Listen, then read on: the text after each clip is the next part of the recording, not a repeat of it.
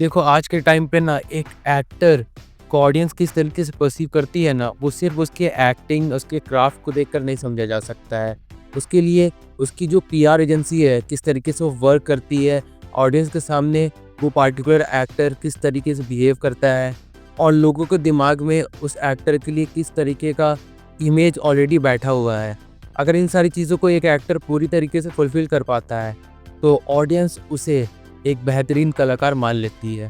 फिर चाहे वो एक्टर अपने क्राफ्ट में बहुत ही ज़्यादा एवरेज ही क्यों ना हो, लेकिन अगर वो ऑडियंस के सामने, दुनिया के सामने, पब्लिक के सामने उसकी इमेज बहुत ही ज़्यादा पॉजिटिव है, तो बहुत ज़्यादा चांसेस है ना कि वो कलाकार और सारे एक्टर्स और सारे आर्टिस्ट से बेहतर माना जाएगा।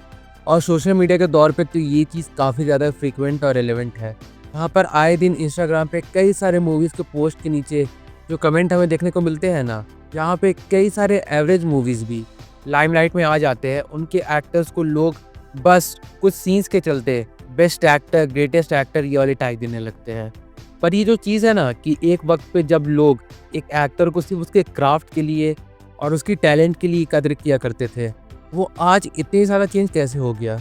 और इन्हीं सब के बीच एक एक्ट्रेस है आलिया भट्ट, जो कि आज के टाइम पे one of the most hated but one of the most talented actress भी है। लेकिन उनकी ये जो टैलेंट है ना और उनके अगेंस्ट जो हेट है ना, उसे बीट नहीं कर पा रही है।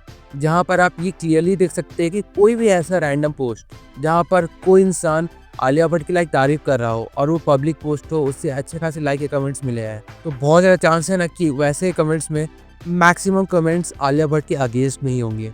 पर ये सब देखने के बाद दिमाग में ये भी आता है कि आखिर ऐसा हो क्यों रहा है। क्या ये जो लोग क्लेम कर रहे हैं कि Alia Bhatt is an average actor, bad actor, pathetic actor, क्या ये सच में सही है? या फिर जो बीते सालों से हेट अगेंस्ट आलिया भट्ट जो चलते आ रहा है, वो धीरे धीरे अब इतना बड़ा हो चुका है कि उनकी अच्छी एक्टिंग वाली फिल्मों को भी लोग प्रोपेगेंडा या फिर बैड फॉर सोसाइटी बताकर बस उन्हें डिफेम करना चाहते हैं। चलिए इस बारे में आज हम बात कर ही लेते हैं। So let's begin.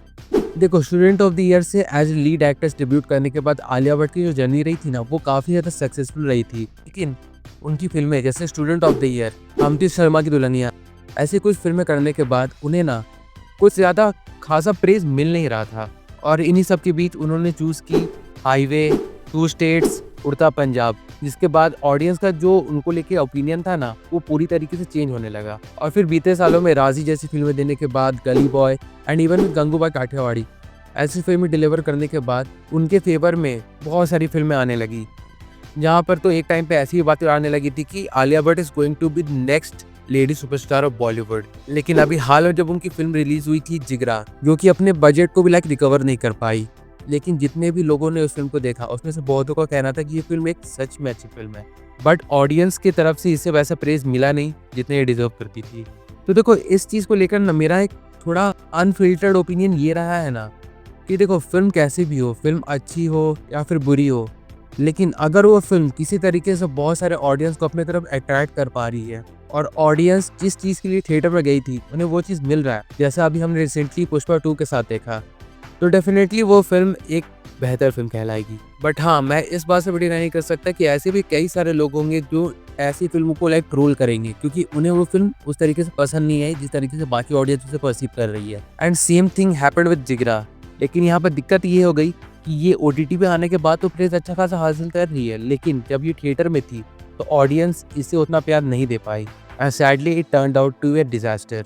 लेकिन फिल्म में आलिया भट्ट की जो एक्टिंग थी वो सच में बहुत अच्छी थी और इस बात से डिनाई नहीं किया जा सकता, चाहे कोई कितना भी हेट क्यों ना करता हो आलिया भट्ट से।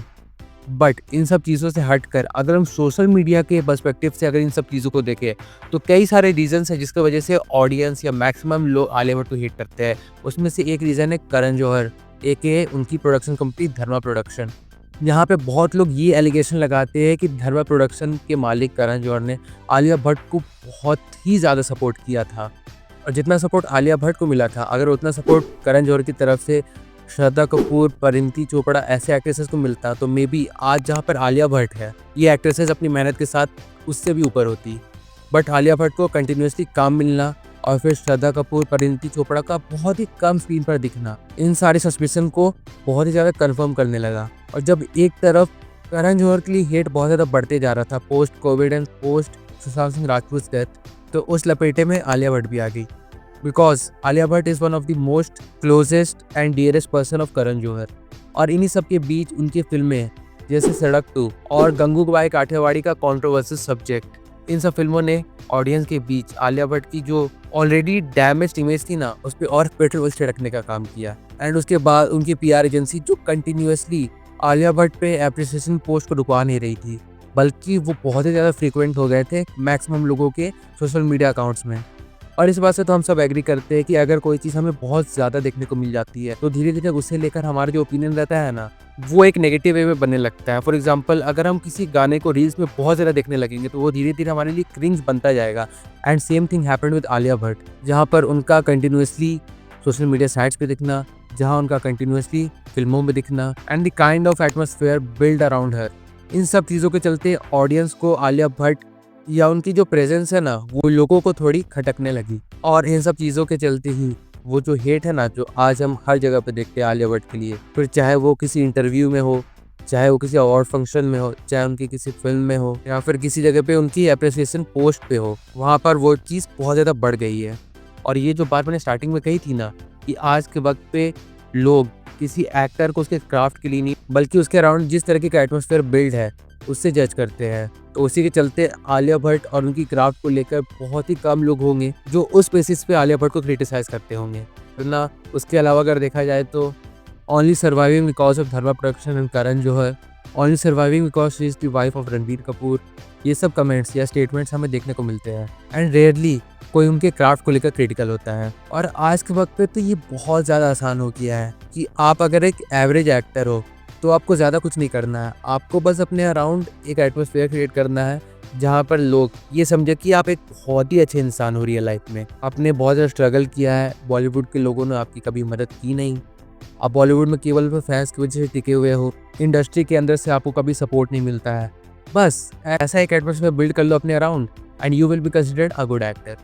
क्योंकि लोगों को वक्त ही नहीं मिलेगा कि वो आपके क्राफ्ट को लेकर क्रिटिकल हो, आपको आपके क्राफ्ट के बेसिस पे जज करे कि आप फिल्म में किस तरीके की एक्टिंग कर रहे हो, किस तरीके की आपकी डायलॉग डिलीवरी है, इमोशनल सीन्स पे आप लोगों को रुला पा रहे हो या फिर नहीं, अपने कैरेक्टर को बहुत ही ज़्यादा कन्विंसिंग वे में ऑडियंस के सामने प्रेजेंट कर पा रहे हो या फिर नहीं। इन सब चीज़ों से कोई फ़र्क नहीं पड़ता है, बस थोड़ी सी मेहनत and you will be a goat actor.